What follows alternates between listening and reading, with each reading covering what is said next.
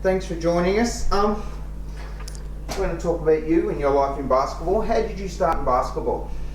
How did I start? I was a very thin individual as a young kid.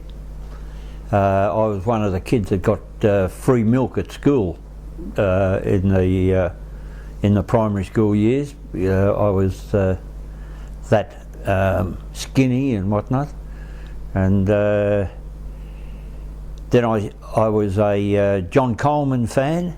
Even though I was a South Melbourne supporter, I was a John Coleman fan, and I decided I wanted to play a bit of footy with the school side. But Lindsay Fox was in the other house at the school. You know how they have these houses, green, yellow, and whatnot. And Lindsay was in the opposition group, and he'd come from Pran Tech to Toorak Central, and he was as tough on the field as he has been in the business world. And of course, being so scrawny, I couldn't cop it, and I started going down to the Tri Society in South Yarra, which was an institution that was set up to keep kids off the street in the South Yarra, Pran, Hawkesbury area. This is when you were a kid? Yeah, this is when I was about 10, 11 years old. A guy who lived 2 doors from me in May Road, Toorak, where I spent the first 22 years, and when I say Toorak, the poor side of Toorak,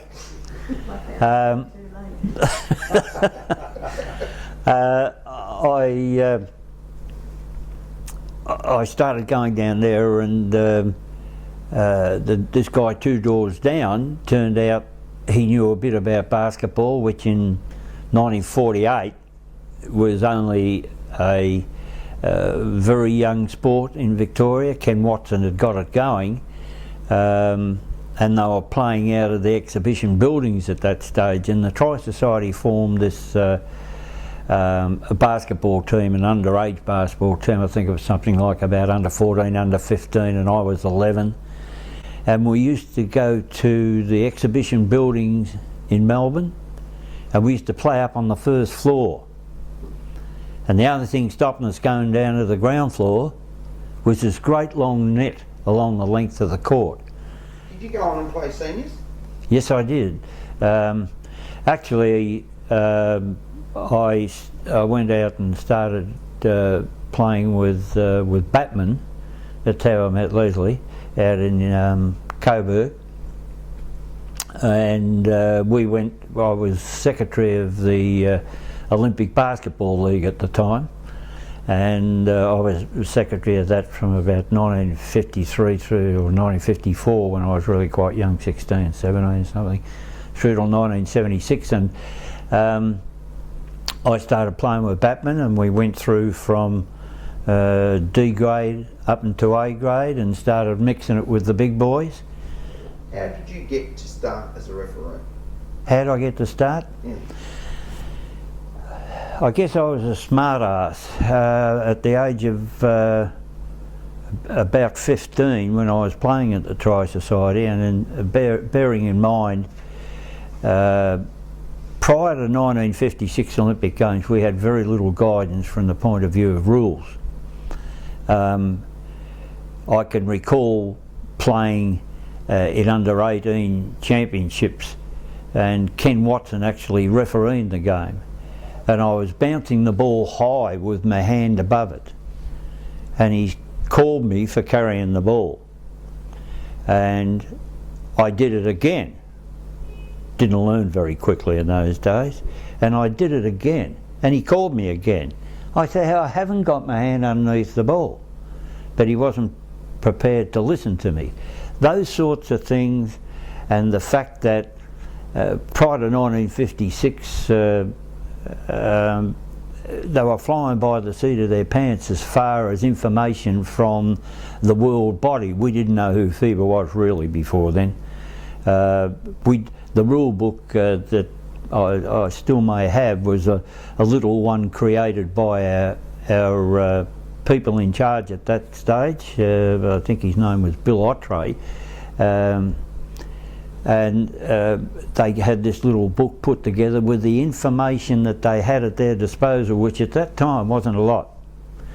And I got peed off, and I decided, is it okay if I learn to referee? So I started actually refereeing the competition at the Tri-Society that I was playing in. And the little hall was only 3/4 that day, those days, and the centre line was in the early 50s. It's been in and out of the game about 3. And our centre line was the foul line at the far end of the court. So you had this sort of back court and this sort of front court. So yeah, that's how I got going. Okay. Ron Burgess and Dandenong go together. How long have you been involved in Dandenong, and how did Dandenong start? Well, Dandenong actually started from a bunch of lifesavers from Bomb Beach and surrounding areas. Dandenong was a part of that group. They got going in 1959. In 1962, I was working at the H.J. Hines Company, and they asked me, and that time I was travelling from Coburg to Dandenong for a job. Well, we won't go into why. And they asked me would I coach the under-18 representative side in Country Week. In 1962, Country Week was run by the Victorian Basketball Association. It was then. Dandenong Country then? Dandenong was country then, yep. And so all the Clinton brothers were in the team, and yeah, I finished up coaching them. So as a referee, how far did you go? How far did I go? I became a FIBA official in March of 1973, and I retired from the major basketball in 1983, just after we lost our daughter, and I lost the plot. So, but you were a FIBA official. NBL? Yeah. Referee NBL? I did 23 games of NBL. It started in 1979. I refereed 23 games of NBL, and one of them was as referee of the 1981 Grand Final. Not a bad effort. Who'd you referee that game with? You'd never believe it. One of the, actually quite a funny story I'll tell you about. It was Eddie Crouch. Eddie would have been just starting, or? No, well, Eddie was on the rise and was doing really well. The rules interpreter for Australia at that time was Dave Moyer from South Australia, and Dave was put in charge of that particular playoff series. And what they did then was it was played off over a long weekend type of thing, rather than the system they use now. Best of 3 or just? No, knockout. The grand final was between Launceston City and Nuttawading. Launceston City had a fantastic player by the name of Ian Davies, who could just shoot from anywhere with his feet stuck up his backside, singing "A Star Fell from Heaven," and he was just enormous. You mentioned NBL. What about internationally? Did you referee this? I didn't get to go overseas. It was rather a funny little turnout actually, because we had a grading system or a rating system where the referees voted and the coaches of all the teams in the championship divisions voted. In 1978 and 79, I made #1 in Victoria, and I had blokes like John Holden, just to name one, the Crouchy, Mildenhall and all those were involved, albeit very early for them. Les Dick was involved, and so I rated number one in 78 and 79. Now the 80 Olympics were coming up, and I gave myself a bit of a chance, but I should have known different. Sid Taylor was rules interpreter for Australia at that time, and John Holden had already done 72 Munich, 76 Montreal. He got 80 Moscow, which was the one that I was eyeing off, although from what Lindsay Gage told me, I missed nothing. And of course he did 84 in Los Angeles.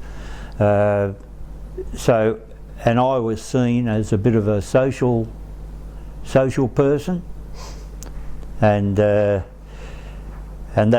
was fair enough. But it depended who was in charge at FIBA level and who was in charge at Australian level. When you say you refereed international games, you refereed them here in Australia. Yeah. Did you referee with international referees or with Australian? As a fact, I did. I refereed with Ron. Gee whiz, I forget his surname. He travelled with the American side here, and he was going to the World Championships, etc., with this touring American side, and he finished up doing some high-profile games over there. It was rather interesting refereeing with him because when they were touring here, they just outright cheated insofar as their defensive players were knocking our players all over the place, and I was the only one blowing the whistle. And then when I spoke to him after the game about it, he was very non-committal, as you know, whether or not it would be played like that over there, and I would doubt it, because at a couple of stages there I thought, you know, I might have been watching the NRL with the way the defence was handling the offence. Yeah, I got to referee with a couple of the overseas blokes, not too many, because at that stage of the business we had touring referees like the one from, oh goodness me, I've come from the Jewish country, I forget which one it was, but he was just an out and out cheat.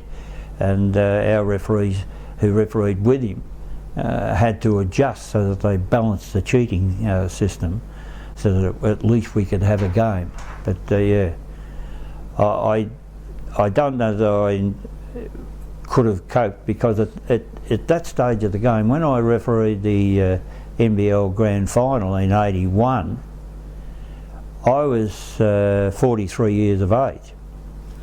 Now,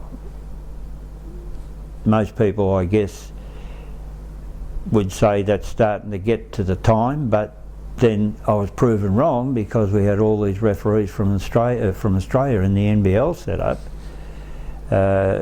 which, by the way, in my opinion, was to the detriment of other referees throughout Australia, was the age gap that occurred when they allowed referees in Australia to go on and referee at the age of 60 years of age. And so then we created that void that you're well aware of, where we had the 60-year-olds and the 30-year-olds and nothing in between. The leading women's side in Australia was Telstars, and the touring... They were from Victoria? Yes, yeah. The touring side from Taiwan was here. Court 1 Albert Park, and I'm refereeing it with Dick Mason. And the place was absolutely packed with the entire Chinese community of Australia, I'm sure. They were packed in like sardines.